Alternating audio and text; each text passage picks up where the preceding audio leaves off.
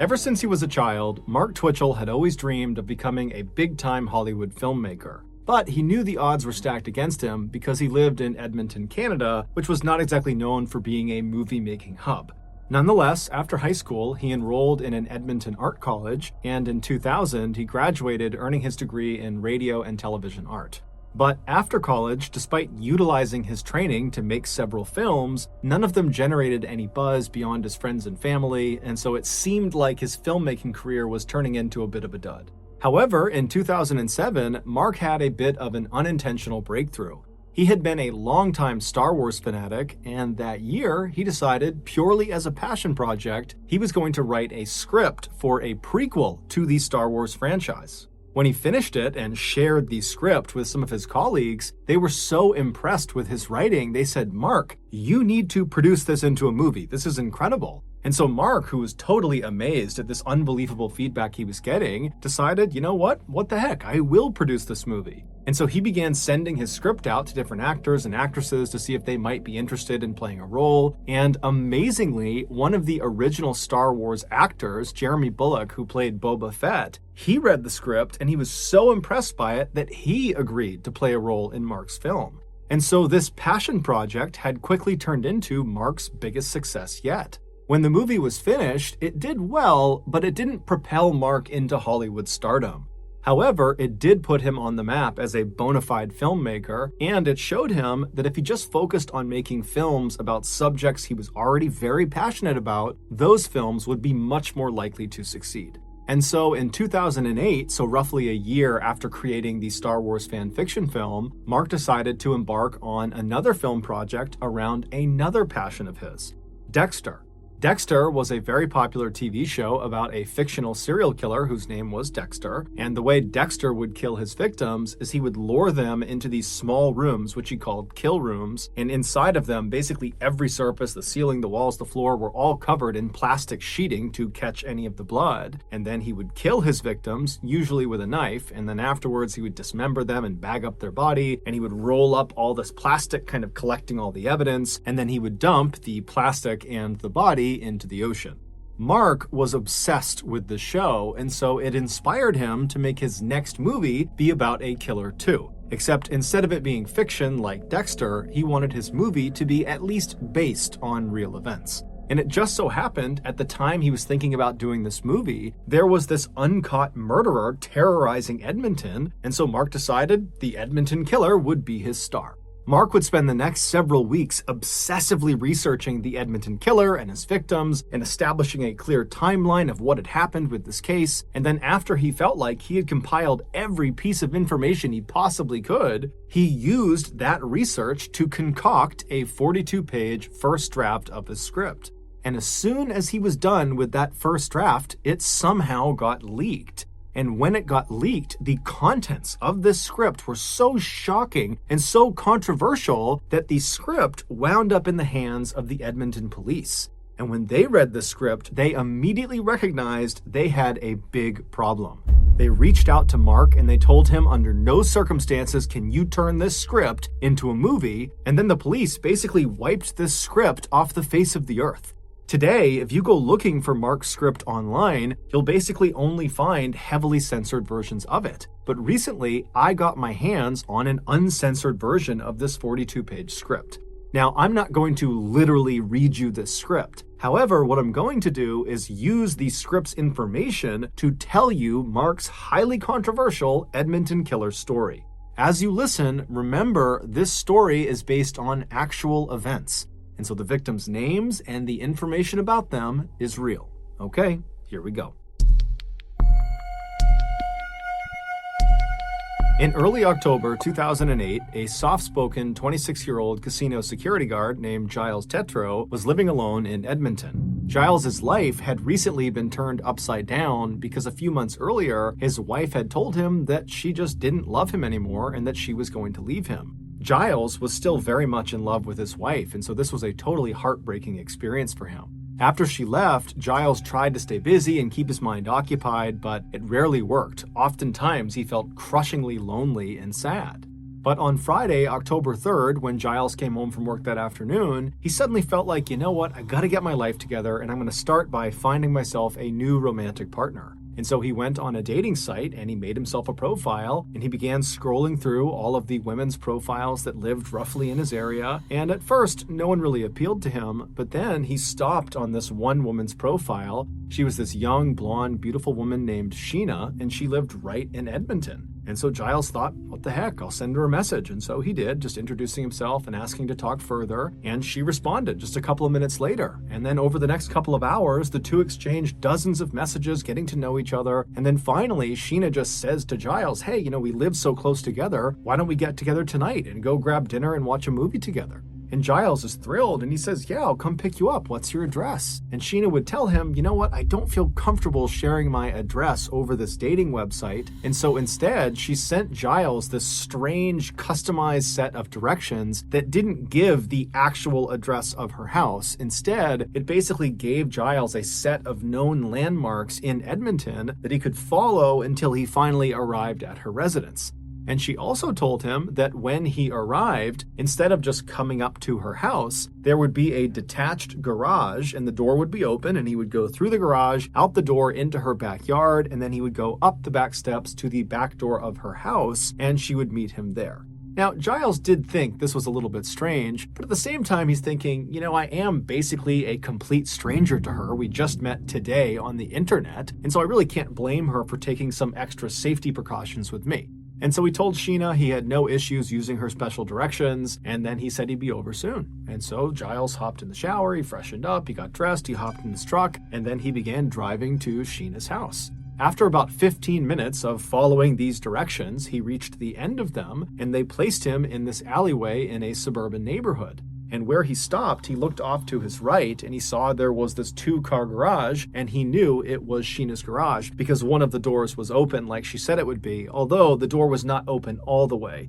It was open enough to where he would have to duck to get into the garage, but either way, he knew it was her garage. And so he turns off his truck and he gets out and he tries to look up at Sheena's house behind the garage to see if maybe he can see her looking out the back door. But the detached garage that was right up against the street was kind of blocking his view. And so he thought, okay, whatever, I'll just go in and make my way up to the back steps. And so he walks over to this 2-car garage and he goes to the open side. He ducks down and he goes underneath and he stands up inside of the garage. Now, it was dark inside of the garage, there was no light on, but there was enough light spilling in from the opening of the garage door that he could see there was really nothing in the garage. However, virtually every surface, the walls, the ceiling, the floor, was covered in plastic sheeting.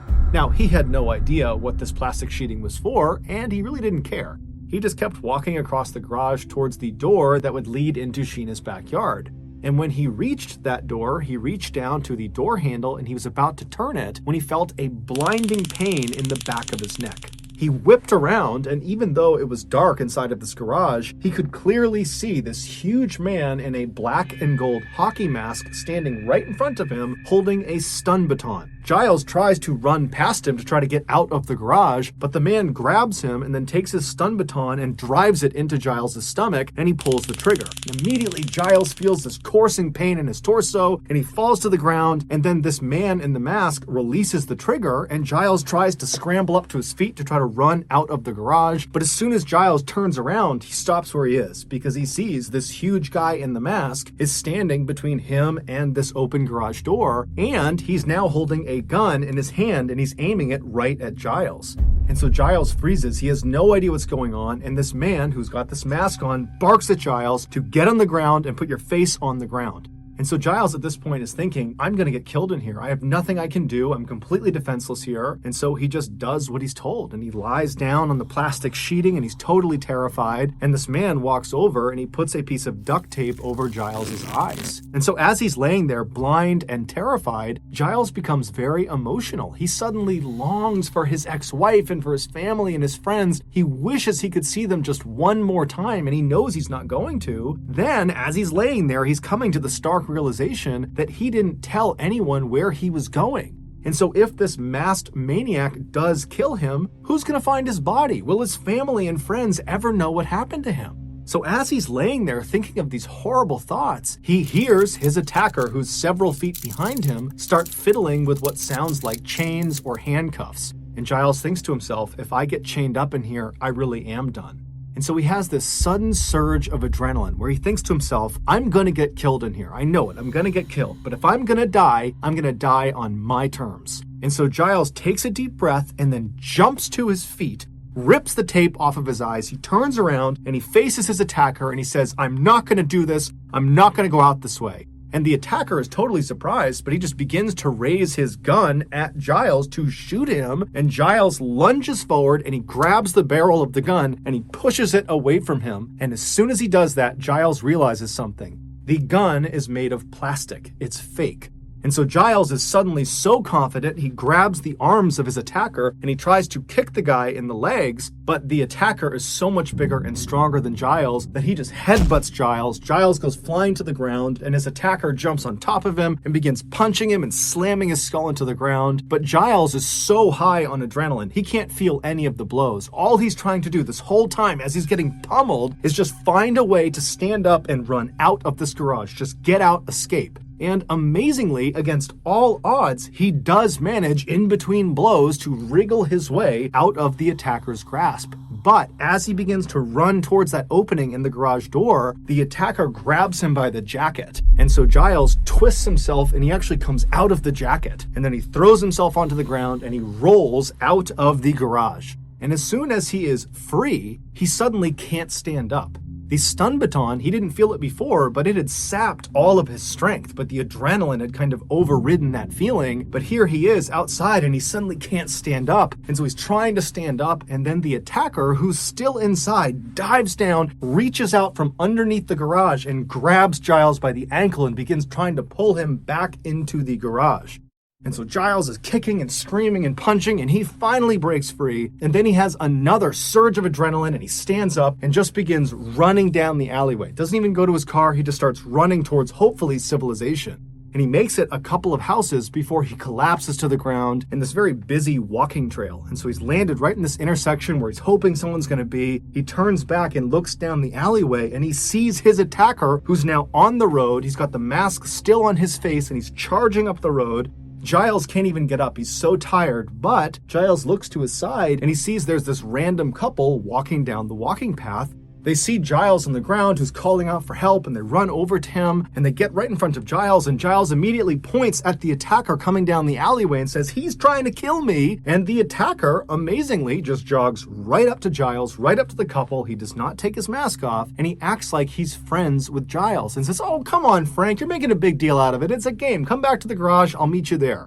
And then the attacker just turns around and walks back down the alleyway back towards his garage. And so Giles turns and looks up at the couple, who are totally freaked out by this whole situation. They don't know if this is some weird setup that they're going to get robbed or something. They don't know if this is a hoax. And so they say, hey, you're on your own, pal. And they turn and they leave. And so Giles is left in the middle of this intersection. The only people that could have helped him are now gone. And so he rolls over and just looks down the alleyway in the direction of the garage. And he can actually see his attacker pacing back and forth inside of the garage because that door is partially open. And so Giles doesn't know what to do. He has to get to his truck to get out of here. And so he just sits there for a couple of seconds, just watching the attacker, making sure he's staying inside of the garage. And then finally, he just took a deep breath. He pulled himself up and he stumbled down the alleyway. He got in his truck, fired it up, and he peeled out of there. When Giles got home, he was obviously traumatized from this horrible thing that had just happened to him, but he also felt embarrassed and kind of ashamed that he had clearly just gotten catfished by the psycho in the garage. Obviously, Sheena, the woman he supposedly was talking to, was not real. It was that guy in the garage that had attacked him, but he didn't really understand why it had happened. He had no idea why anyone would target him, and so the whole situation was just such a mess. He decided, you know what, I'm not going to tell anyone.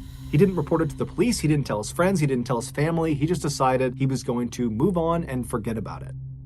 A week later, on October 8th, another Edmonton man, 38-year-old Johnny Altinger, was perusing the dating website that Giles had been using. Johnny made a living doing quality control for an oil and gas company, but he hated that job. He much preferred to spend his time tinkering with his computers or his prized motorcycle. Johnny had lots of very close friends, but romance was always something that had eluded him. So that afternoon, Johnny, like Giles, was on this dating website to potentially find a romantic partner. And so as he was scrolling through all of these different women's profiles that lived roughly in his area, he wasn't interested in any of them until he stopped on this one profile of this beautiful young blonde woman named Jen, who lived right in Edmonton. And so Johnny was interested. He sent her a message, and very quickly she wrote back, and before long the two are chumming it up, and then eventually they actually agreed to get together that night for dinner and a movie. But when Johnny asked Jen for her address, she would tell him that she's a paranoid person and she doesn't want to give him her actual address over this website, and so instead she gave him a set of very strange directions that relied on local landmarks in Edmonton to guide him into her residence. And she would tell Johnny,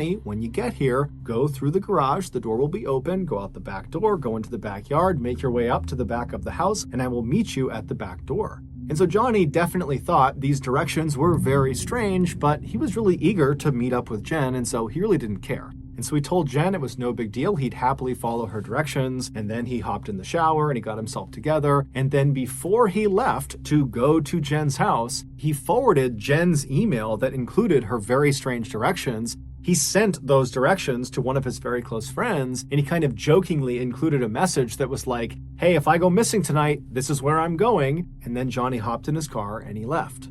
The directions brought Johnny to the same garage in the same alleyway that Giles had been to a week earlier. And when Johnny came to a stop in front of Jen's two-car garage with one of the doors partially open, he saw there were lights still on inside of the garage, and he saw someone walking around inside.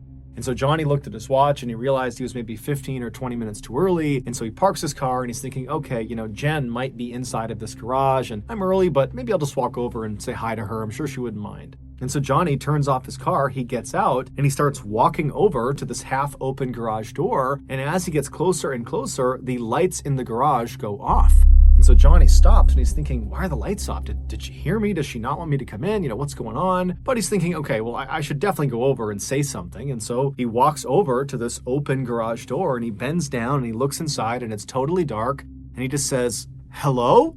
And there's a pause, and then the lights come on, and Johnny suddenly sees this garage that's basically devoid of anything, minus a table off to the side, and every surface is covered in plastic sheeting. The floors, the walls, the ceiling, everything. And in the back of the garage is not Jen. Instead, it's this man he doesn't recognize. And so Johnny's looking at this man, and this man is looking over at Johnny, and finally the man speaks and says, hi, I'm Harry. I'm a designer. I rent this garage out from Jen, and I just talked to Jen, and you're meeting up with her tonight, right? You're meeting up with Jen? Yeah, she's running late, so I think she'll be back in about maybe 20 minutes, so can you come back in 20 minutes, come right back here, come to the garage, and I'll bring you up to the house, because I know you're meeting her up at the house, so 20 minutes. And so Johnny doesn't really know what to make of this. He figures, okay, I don't really know what Jen's arrangement is with this designer in this plastic-covered garage, but, whatever. And so Johnny says, okay, no problem. I'll come back in 20 minutes. And so Johnny turns around and he walks back to his car and he leaves and drives around for about 20 minutes. And then he comes back to the garage. And as soon as he parks, he notices right away the light in the garage is now off. So presumably Harry has actually left.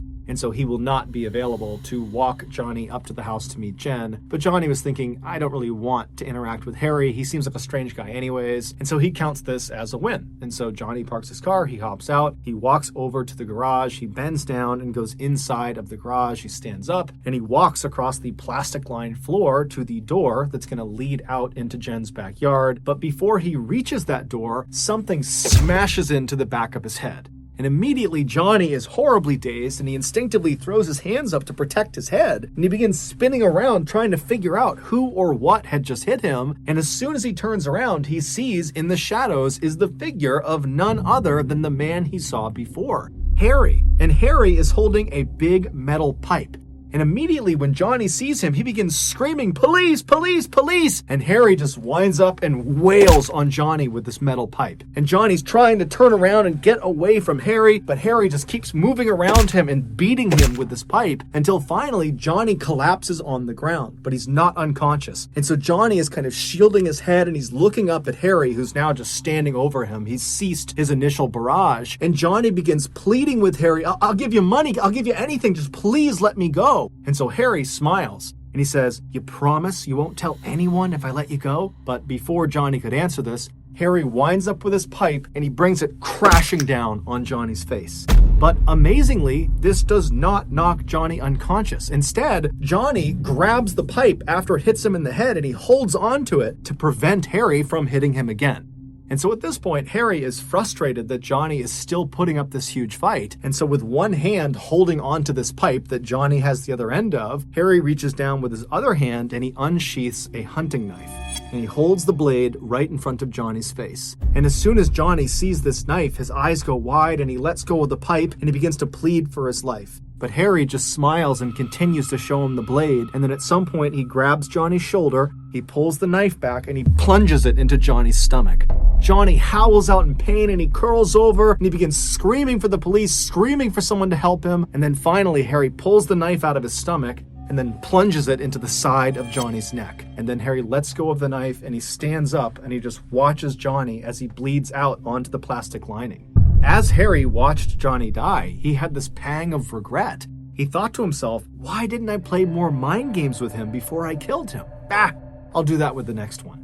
After Johnny died, Harry would dismember and bag up Johnny's body, and then he would roll up all of the plastic from the walls and the ceiling. He'd gather that all up, and then a couple of days later, he would dump both Johnny's body parts and all of the plastic containing all of the evidence down a nearby sewer drain. At this point in the story, Mark's script just kind of comes to an abrupt end. We don't know what Harry did after getting rid of Johnny's body and the evidence because Mark just didn't write it. It was like he didn't finish the script. And there's a reason for that, and it's the same reason the police stepped in and stopped Mark from making this script into a movie.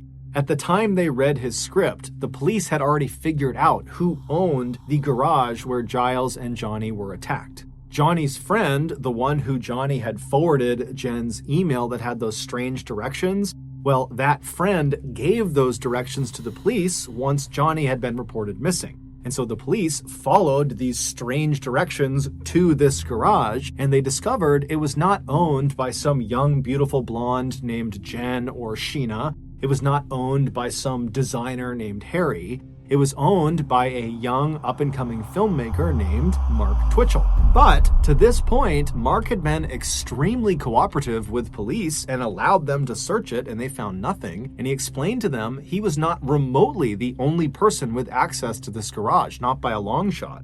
But when police searched Mark's laptop, they found a hidden document, and this document was his 42-page script. And when they read it, they saw there was a huge issue. Giles, the first victim of the Edmonton killer, had eventually gotten over his embarrassment and shame, and he went to the Edmonton police and he told them in detail what happened to him inside of that garage. But Giles was so scared he had not told anybody else what had happened. The only people who knew were himself and the Edmonton police. Yet somehow, in Mark's script, the account of what happened to Giles was exactly correct. Every little detail of what happened to Giles was encompassed inside of this script.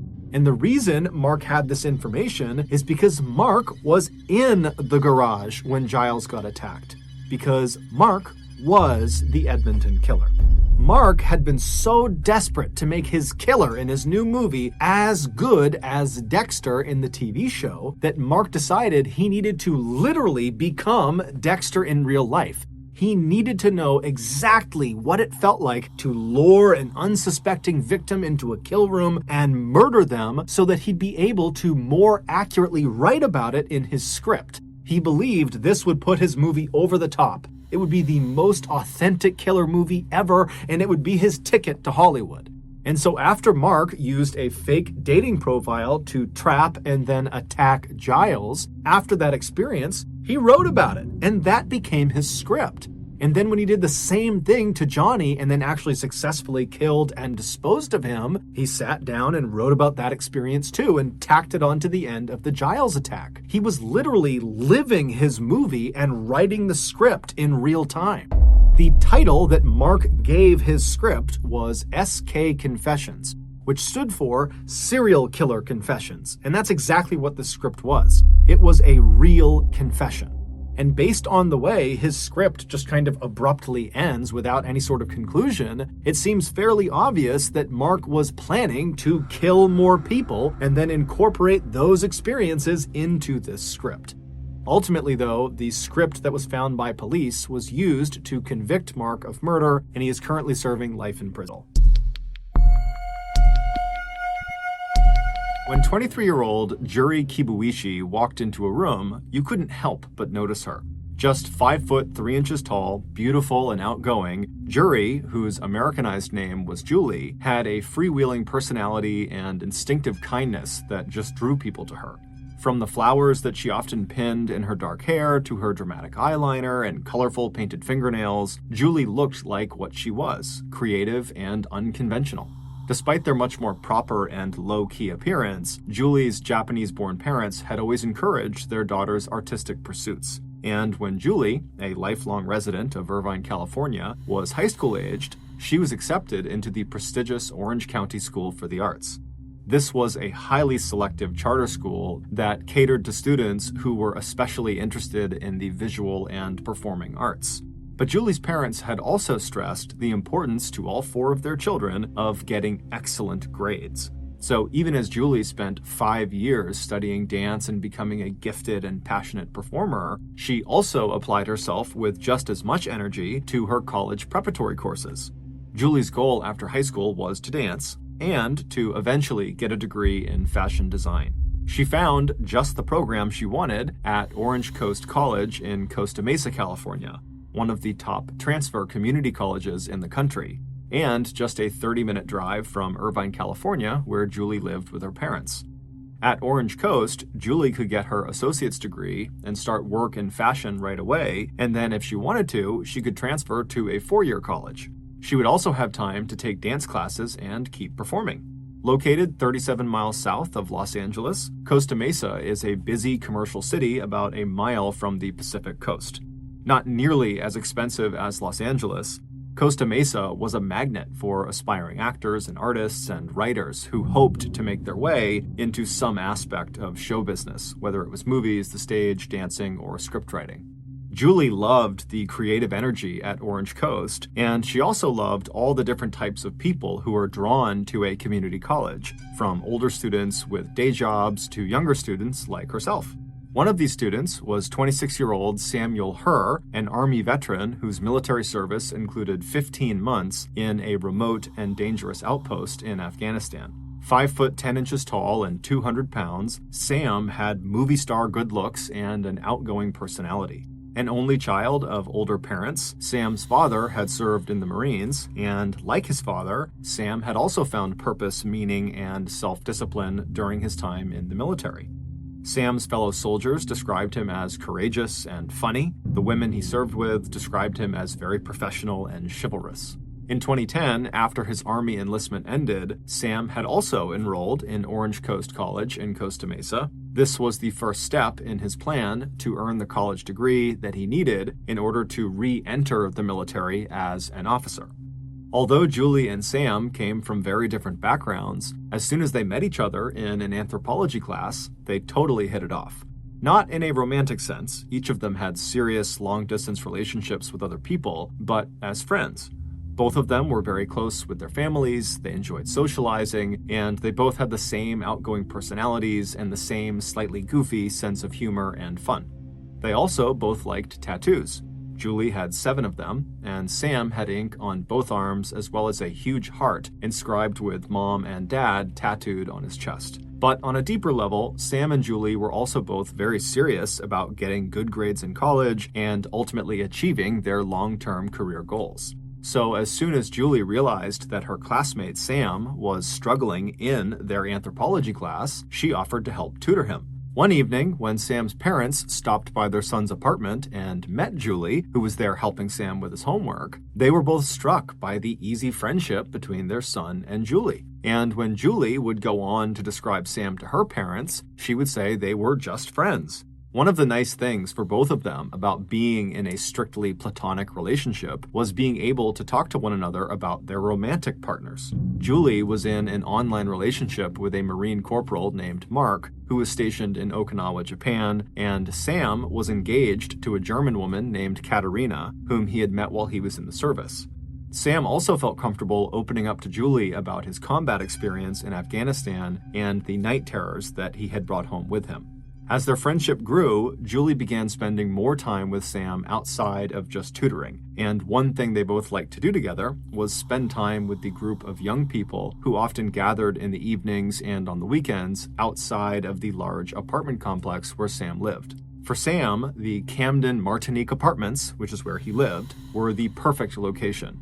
It was less than a half mile from Orange Coast College and only a 30-minute drive from where his parents lived in Anaheim Hills. The rent wasn't cheap, but Sam had always been very careful with money, and he had saved $62,000 in combat pay that he had earned while he was serving in Afghanistan. Among the big group of young people who hung out together at the apartment's pool and outdoor patios, there was one couple in particular that Julie and Sam got to know pretty well. 26-year-old actor Daniel Wozniak and his fiancée, 23-year-old actress Rachel Buffett. Like a lot of actors, Dan and Rachel struggled to make ends meet, even as they dreamed of breaking into the Los Angeles acting scene.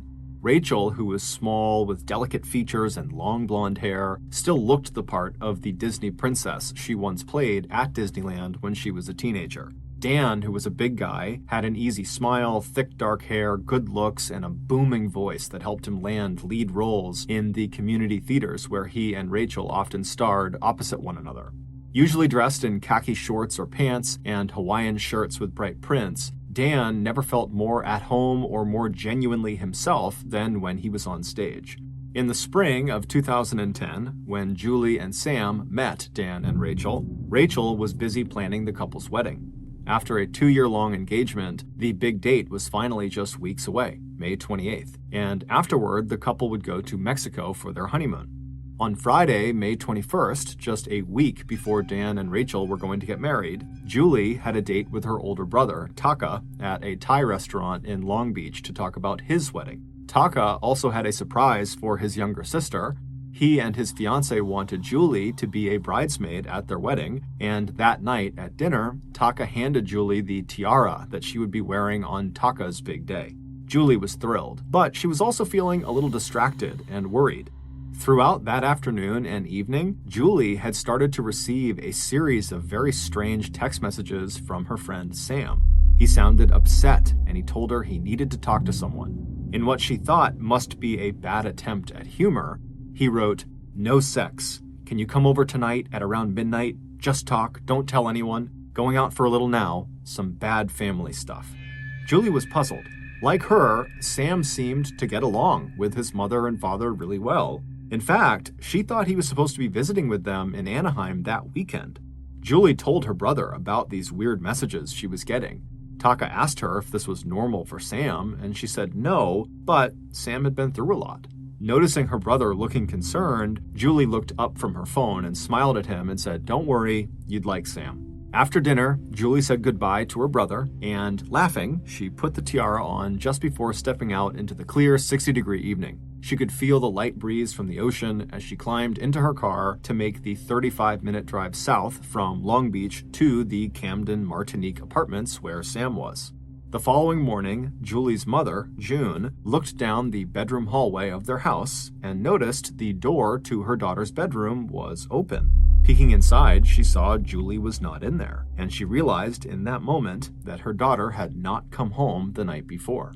June immediately called and texted Julie, but received no answer. When she called her son Taka to see if maybe Julie had stayed the night with him and his fiancée, June's worry deepened to alarm. Taka said no, Julie was not with them, and he told his mother about the very strange text messages that Julie had received from her friend Sam.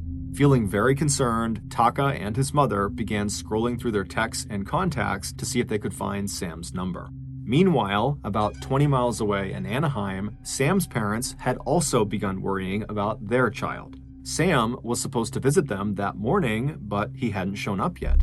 Sam had always been good about letting his parents know if his plans had changed or if he was running late, but by midday, they still had not gotten a call or text from him. By late afternoon, Sam's father, Steve, who was an athletic-looking man with thick white hair who often went to the gym with his son, he hopped into his car and drove up to Costa Mesa to make sure Sam was okay.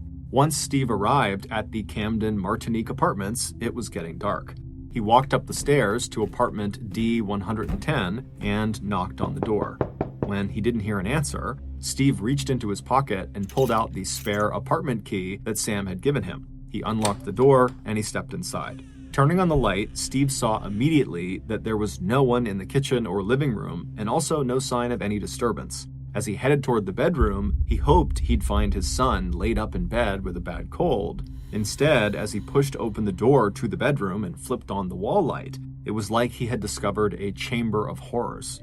Kneeling next to the bed with her upper body lying stomach down on top of the mattress was the body of a young woman. Her jeans, which were cut or torn, had been pulled down almost to her knees. On the back of her sweater, scrawled in black magic marker, were the words, "All yours, F you." Although one side of the woman's face was visible, she was totally unrecognizable. Her features were covered in blood and gore, and all Steve could really see was just this massive wound above and behind her ear. It looked like the back of her head had been blown off. And just above that crater of bone, blood, and brain tissue, Steve saw a tiara tangled in a mass of blood-soaked hair. Shocked, Steve backed away from the gruesome scene, and after quickly checking the other rooms and finding no one else in the apartment, he pulled out his phone and he dialed 911. Near the doorway to the bedroom, police found a colorful shoulder bag. It contained a cell phone and a wallet with a driver's license. The victim, sprawled on the bed and the floor, was 23-year-old Julie Kibuishi. When they were informed by police that their daughter was dead, Julie's parents were devastated. June Hibuishi kept telling the officers they must have made a mistake. The evening before, she and her daughter had been cooking together in the kitchen. When it had been time for Julie to go see her brother at the restaurant, she had changed her clothes, given her mom a quick hug, said goodbye, and stepped out the door. It was impossible to June and her husband that this daughter, who was so kind and so full of life, could now just be dead.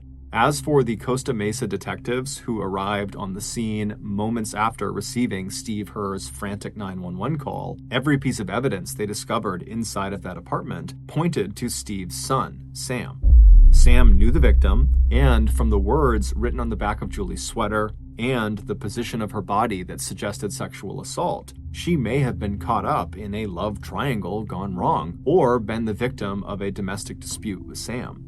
Most damning of all was the long string of strange text messages that Sam had sent Julie the night before, begging her to come see him immediately. And even though Sam said, quote, "no sex" in one of his text messages, just the mention of sex seemed to indicate that it was possible that these two were, in fact, romantically involved, despite what they told people. And then there was Sam's military background and his combat experience in Afghanistan, and the possibility that Sam, like many combat veterans, was affected by post-traumatic stress disorder. Maybe Sam had just snapped and killed Julie during an episode of combat-related psychosis. The cause of death appeared to be a single gunshot wound to Julie's head, and as a trained combat soldier, Sam would have known how to use a firearm. 24 hours later, when Sam still had not been located or heard from, the Costa Mesa police had found yet another reason to suspect he was their killer. After digging into Sam's background, detectives were stunned to discover that back in 2002, when Sam was 18 years old, he had been arrested and charged in connection with the murder of another teenager. Although Sam was eventually acquitted and cleared of all charges, he had been a serious suspect, and he had spent the better part of a year behind bars. The police wasted no time. They issued an all-points bulletin with Sam's picture and physical description plastered across the top of it. Meanwhile, however bad things looked for Sam, Steve Herr could not believe that his son killed Julie. Sam had been acquitted of all criminal charges related to that 2002 murder, and even after the trauma and stigma of spending months in jail, Sam had gone on to rebuild his life and reputation.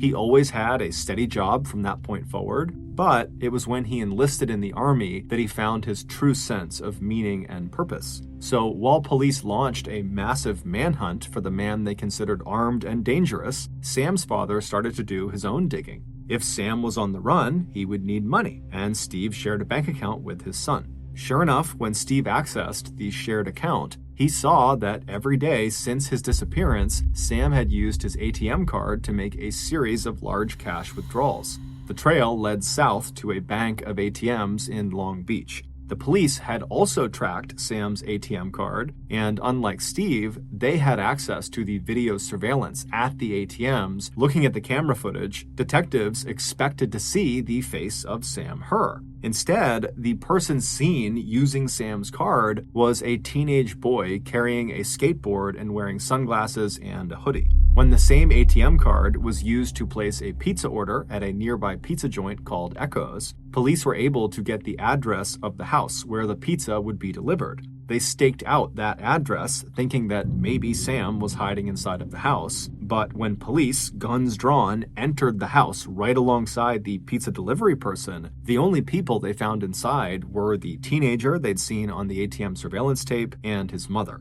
A terrified 16-year-old Wesley Freilich told police that he had been given the ATM card by a man he knew who was working for a bail bonds agent. The man had told Wesley that the card belonged to a client who had posted bond but then disappeared without paying the agent. According to Wesley, this man who had given him the ATM card was someone his mom knew through the community acting that she did. Wesley said he was a good guy and he trusted him when this guy outlined the plan with the ATM card. Wesley would make withdrawals every day of up to $400 and turn the money over to the man who would wait in his parked car some distance from each ATM machine. As payment for doing this, Wesley would be allowed to use this ATM card to order pizza for himself. The name of this mystery man was instantly familiar to police: 26-year-old actor Daniel Wozniak. Daniel and his fiancée Rachel, who were both friends with Sam and Julie, had been among the residents of the apartment complex that police had interviewed the day after Julie's body had been discovered. And in the course of that routine interview with them, Dan had told police that he and Rachel had last seen Sam on the afternoon of Friday, May 21st, which was the night Julie had dinner with her brother before going to see Sam. Daniel told police that he, Rachel, and Sam had chatted briefly that night, and then Sam had left the apartment complex with a man in a black hat who Dan did not recognize. After determining that the 16-year-old Wesley had no personal connection to Sam Herr, police decided to turn their attention back to Dan. The bail bondsman story just sounded like a total fabrication. They now suspected that Daniel might be helping Sam get money and that Dan might even be hiding or covering for his friend. But tracking down Dan for a second interview turned out to be much more difficult than the police expected. When they finally reached Dan on his cell phone and asked him to come into the Costa Mesa police station for another interview, Dan was evasive. He wanted to help, but he was busy. It was the final week of the play 9, in which he and Rachel had starring roles. They were also just days away from getting married, and when they weren't rehearsing or on stage, they were busy with last-minute wedding plans. Frustrated, detectives decided not to wait any longer. On the evening of May 25th, just 3 days after Julie's murder, detectives crashed Dan's bachelor party. They found Dan, dressed in his trademark khaki pants and Hawaiian shirt, at a suburban Japanese restaurant named Tsunami in Huntington Beach. Guns drawn, police entered through both the front and back doors. That way, no one could get out of the restaurant without being seen. At about 10 p.m., in front of his stunned group of friends, police snapped handcuffs on Dan and charged him with accessory to murder. Dan was completely shocked, and the color in his face just completely drained. But once Dan was inside the police station, his demeanor changed. He suddenly seemed somewhat composed and told police that he wanted to tell them what his real connection to Sam Herr was. Sitting in a plastic chair in the corner of the small interrogation room, Dan took a deep breath and then came clean. He told police that the whole bail bondsman thing that the 16-year-old kid was involved in was indeed a fabrication. It was a cover for a credit card scam that he and Sam were in on together. The way it worked was Wesley, the 16-year-old, would make a series of large cash withdrawals using Sam's bank cards, and then Sam would put in a claim with his bank saying he never authorized the withdrawals. This, of course, allowed Sam and Daniel to keep the cash Wesley had taken out, as well as the reimbursement money they would get from the bank. Wesley did not realize this was going on. He thought this was all legit, and he really was working for Daniel, who was working with a bail bondsman, and Wesley thought he was just getting some free pizza out of it. His mother was also unaware of this scam. The police proceeded to ask Daniel the same questions they had asked before when they spoke to him at the apartment, and Daniel gave the same answers. The last time he saw Sam was on that Friday afternoon, shortly before he saw him walk off with some guy in a black hat, and then that night, Daniel and his fiancée Rachel had been at their theater performing in their musical called 9. But then something odd happened. About 30 minutes into this interrogation, Daniel suddenly completely changed his story. The police were so caught off guard that they really didn't even interrupt. They just let him speak. One minute, Daniel was talking about this credit card fraud scam, and then the next minute, without missing a beat, Dan told detectives that, well, in fact, Friday afternoon had not been the last time he had seen Sam. In his new version of events, Dan told police that in the very early hours of Saturday, May 22nd, Sam had knocked on the door of Dan and Rachel's apartment. When Dan got out of bed and walked through his darkened living room and opened the door, he saw his friend standing in the doorway looking totally frantic and disheveled. Sam immediately told Dan that something horrible had just happened and that the two of them were in trouble and they needed to get the F out of there as soon as possible. Dan, who thought this must have something to do with their credit card scam, immediately stepped back into his apartment and, being careful not to wake up Rachel, put on his clothes. A few minutes later, he and Sam were driving Sam's car south to the Long Beach Town Center Mall where Sam had asked to be dropped off. And it was during that drive that Daniel heard exactly what the horrible thing was that had just happened. And it had nothing to do with a credit card scam. Sam went on to tell Dan that Julie was in his apartment and that he had killed her. Dan told police Sam's exact words. "I shot somebody. It was a fit of rage. I was doing some heavy drugs. I'm not happy about it, but she had it coming." The two detectives looked at each other. This was exactly the break in the case that they had been hoping for. Daniel's story had just confirmed their own reconstruction of the crime. Now they hoped that Dan could help them locate their killer, Sam. According to Dan, he had no idea where Sam was or where he was going, and that before they parted ways, before Sam got out at that mall, he had threatened Dan and told him that if he went to police and ratted him out, that Sam would come back and kill him, or he'd come back and he would kill his fiancée Rachel. And so when police had questioned Dan and Rachel the day after the murder had been discovered, Dan had panicked and lied to police in order to protect himself and his fiancée. He told police there was no man in a black hat, that he had made that up. At this point in the interrogation, Daniel was a wreck, and he just repeatedly apologized to police for misleading them. But despite Dan's sincerity, the police were now concerned that he might be hiding even more information about Sam, and so they decided to apply some pressure. At 11:43 p.m., about 1 hour into this interrogation, police asked Dan if he would give them permission to take a DNA swab. That way they could confirm that Dan was never present at the actual crime scene. Right away, Dan agreed. At this point, he was extremely eager to do anything he could to remove himself from the suspect list. As soon as the detective finished taking the swab out of Dan's mouth, the video camera inside of the interrogation room captures Dan's very obvious sense of relief. It was clear as he started to check his pockets and put his cup of coffee down on the floor that Dan thought this whole thing was over. The interview was over, he had done the swab, and now he could leave. But just seconds later, as the detective who had taken the DNA swab peeled off his gloves, the other detective asked Dan where exactly in Sam's apartment were police investigators likely to find Dan's DNA. Since Dan was a regular visitor in Sam's apartment, if they were going to use his DNA to rule him out as a suspect, they needed to know what Dan had already touched. And this question seemed to startle Dan. The camera footage showed him running his hands through his thick black hair, and for the first time, Dan looks kind of nervous, but he does tell police that they are likely to find his DNA in both the bathroom and perhaps out on the patio. Those are the two places he would go inside of Sam's apartment.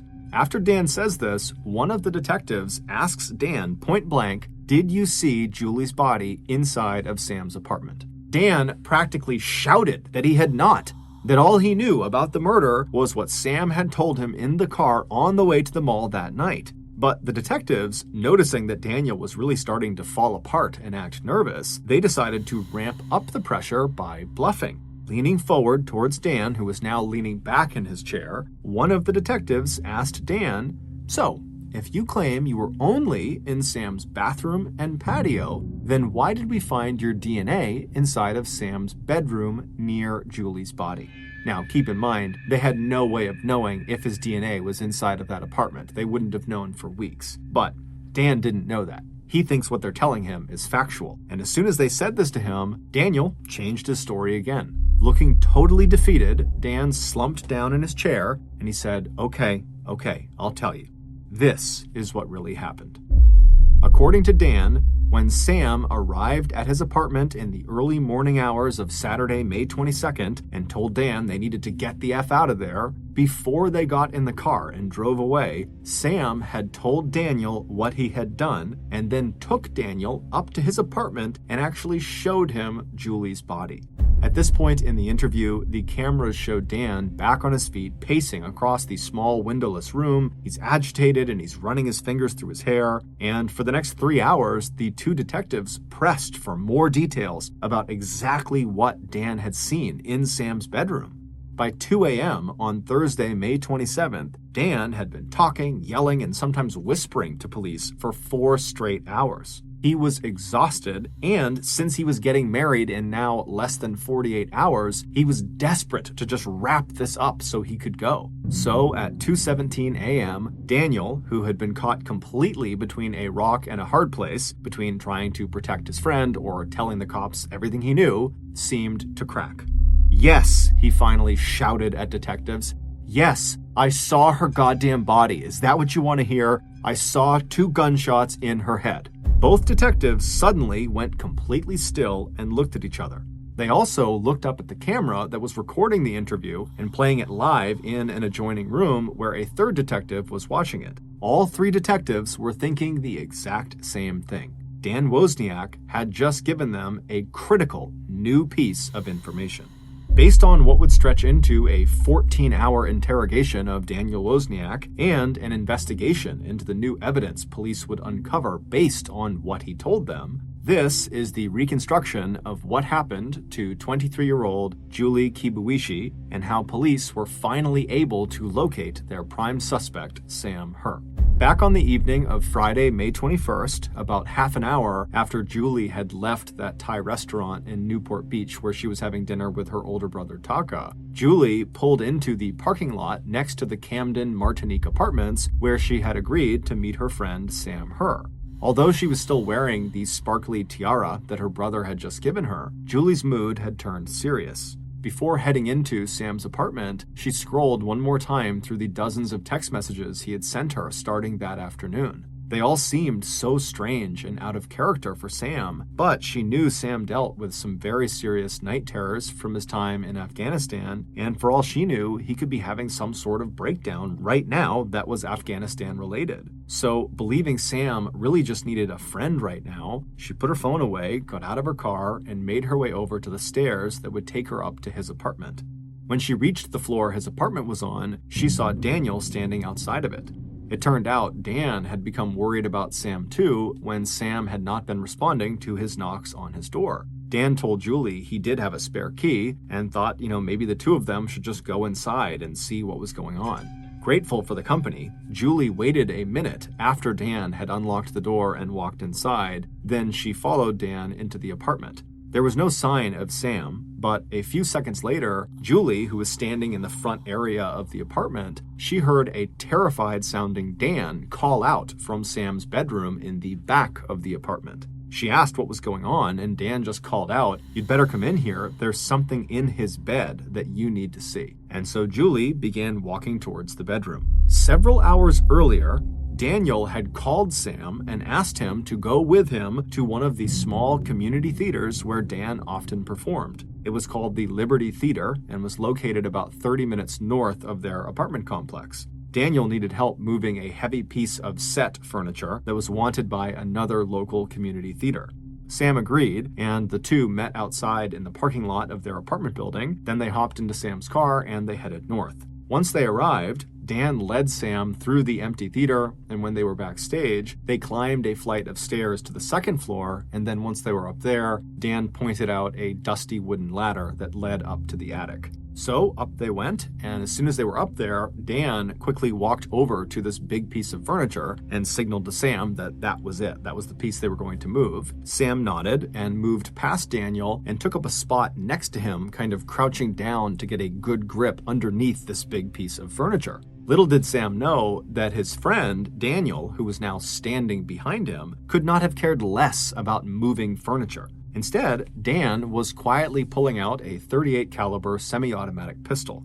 And then once it was out, he aimed the pistol carefully at the back of Sam's head, and then he pulled the trigger. For a moment, all Dan could hear was the echo of the shot reverberating around the attic. And then Sam, who was still alive, turned to look up at his friend. Sam whispered, "I need help. I need help. Something hit me. I think I've been electrocuted." Looking directly into Sam Herr's eyes, Dan raised the pistol and pulled the trigger a second time. Except the weapon didn't fire. It jammed. So while Sam is laying there staring up at Daniel with a look of horror on his face, Daniel calmly pulled the slide back of the pistol. He cleared the jammed round out of the gun. He reloaded the gun and then placed the gun up against Sam's temple and pulled the trigger again. This time, the gun did fire, and this time Sam would die. Then Dan, stepping carefully to avoid the blood that was spreading out across the floor, bent over Sam's body and removed his phone, and rifling through his friend's wallet, Dan pulled out Sam's passport and Sam's ATM and credit cards. Flipping Sam's phone open, Dan began to send what would be a long string of text messages to Julie. Each one was carefully scripted to draw her to Sam's apartment later that night and to look to an outsider as though Sam was in the midst of a personal crisis and that he and Julie were somehow romantically involved. Leaving Sam's body where it had fallen, Dan climbed back down the wooden ladder, down the flight of stairs to the ground level, left the empty theater, and got into Sam's car. But before going back to his apartment, Dan picked up the 16-year-old Wesley Freilich, and they made their first withdrawal using Sam's ATM card. Once he had returned to the Camden Martinique apartments, Dan had just enough time to shower, change his clothes, and send Julie yet another round of strange text messages from Sam's phone. "I need to talk to you. Can you come here around midnight? Please, come alone, please." A little while later, when Dan arrived at the Hungry Artists Theater for the final showing of the play he was in called 9, this was not the same theater where hours earlier he had killed Sam, his fellow actors would report that Dan showed no sign of any stage jitters. Instead, he gave what some of his colleagues described as the best performance of his life, playing opposite his beautiful bride-to-be, Rachel Buffett. After the performance, Dan stood for a moment backstage by himself and checked Sam's phone. Once he saw that Julie had agreed to meet Sam at midnight, Dan smiled. Then he stepped back into the group of friends who were all congratulating him on his great performance. Then he and Rachel headed home, where Dan would shower yet again. He would have sex with Rachel, and then he would tell her he was stepping outside just to go for a little walk. In reality, he was making his way over to Sam's apartment to wait for Julie. At midnight, Julie arrived, and then when they both went inside and Dan went into the back bedroom and called out for Julie, Dan did, in fact, have something he wanted Julie to look at in the bed, but not because there was anything for her to actually see. Once Julie had walked into the bedroom and put her bag down and stood in front of the bed, not seeing anything on it, Daniel reached around her and pointed at the center of the bed and told her she needed to look closer to see what he was talking about. And so confused, Julie leaned forward, looking at the center of the bed where there was nothing. And as she did that, Dan pulled out the same pistol he'd used to kill Sam earlier in the day, and he aimed it at Julie, and he fired 2 shots into Julie's head, hitting her just below the tiara that was now tangled in her blood-soaked hair. Moving quickly, Dan arranged the scene as he would any other stage set. Using scissors he had brought with him, Dan cut through the waistband of Julie's jeans, pulling them down around her hips to make it look like she had been sexually assaulted. Then he took a black magic marker and wrote "All yours, F you" on the back of her sweater.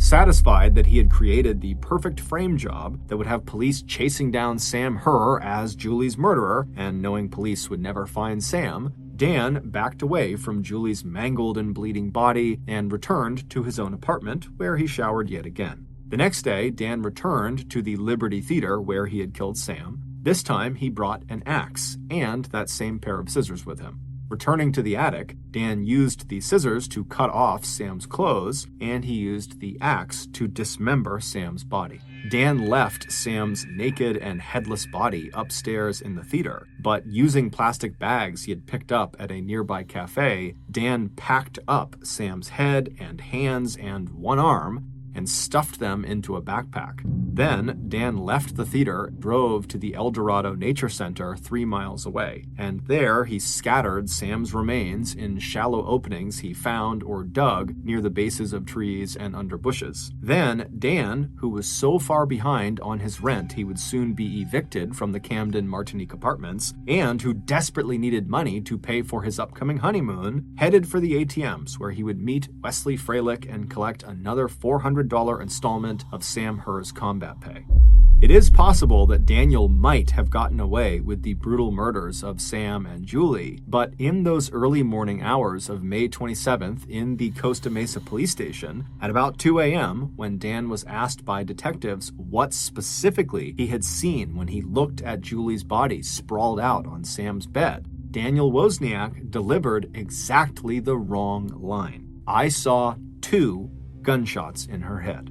All 3 of the police officers who were listening to that interview knew that anyone who was just looking at Julie's body, like Dan claimed he was doing, they would only have been able to tell there was a single wound. It would not have looked like 2 distinct gunshot wounds. So the only way Daniel could have known that there were 2 gunshots in Julie's head was if he had fired those shots himself. So when he still kept denying any involvement, the police told Dan they knew he was lying and they put him into a jail cell. They reminded him he was under arrest for being an accessory to murder, and the only way he'd be leaving is when he told them everything he really knew about Julie's murder. And then the following afternoon, at about 1:15 p.m., Dan would further implicate himself during a conversation he had from the jail with his fiancée Rachel Buffett. By then, Rachel knew Dan had been arrested. She had also found out from Dan's brother, Tim, that Dan had given Tim a backpack filled with bloody clothes and a .38 caliber pistol, Sam's passport, phone, wallet, and 2 spent shell casings.